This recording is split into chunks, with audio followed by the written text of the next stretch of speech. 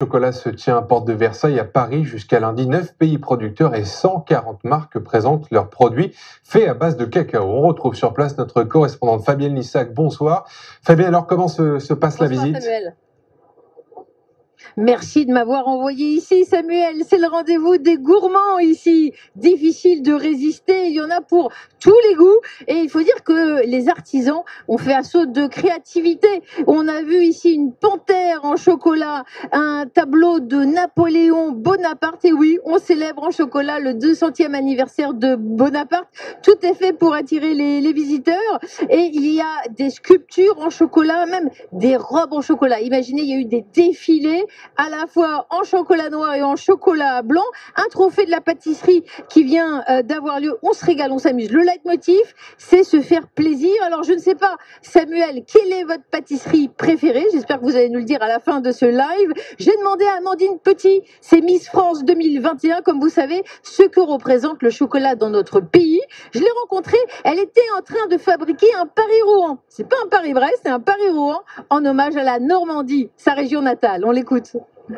Complètement, la France, c'est clairement le pays de la gastronomie et du chocolat. Lorsque je suis partie pour Miss Univers, quand je suis arrivée, j'avais l'impression d'être l'incarnation de la baguette de pain avec le chocolat, mais en fait, la gastronomie, c'est vraiment hyper important pour nous.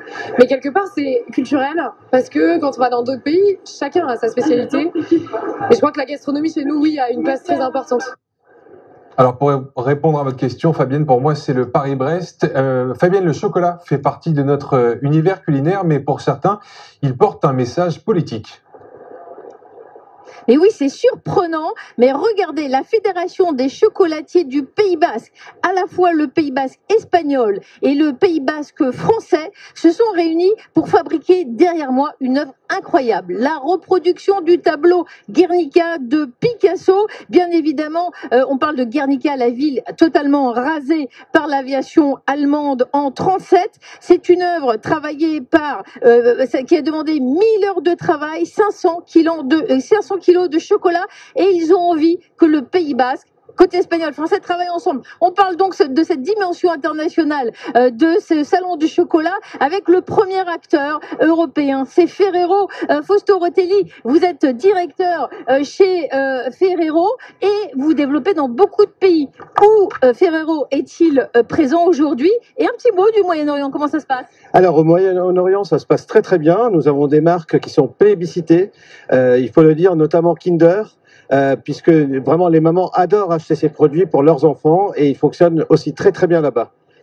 Qu'est-ce qui est le plus demandé? Aujourd'hui, c'est les Kinder Bueno qui en plus sont produits en Normandie. Justement, vous faisiez référence à Amandine Petit. C'est toujours la Normandie, c'est là-bas que nous sommes implantés depuis plus de 60 ans en France. Et voilà, j'ai la chance de parler au fabricant de Nutella. La première usine de Nutella en France, c'est lui. Je garde votre contact et je vous montre une œuvre de Nicolas Paciello. C'est un artiste ici, un virtuose. Bien sûr, c'est très gentiment, en peu de temps, qu'il a écrit I-24 en chocolat, et on va le déguster ensemble. À votre santé, Samuel. Oh ben c'est très gentil, merci beaucoup Fabienne Lissac et bon appétit. Elle était, semble-t-il, la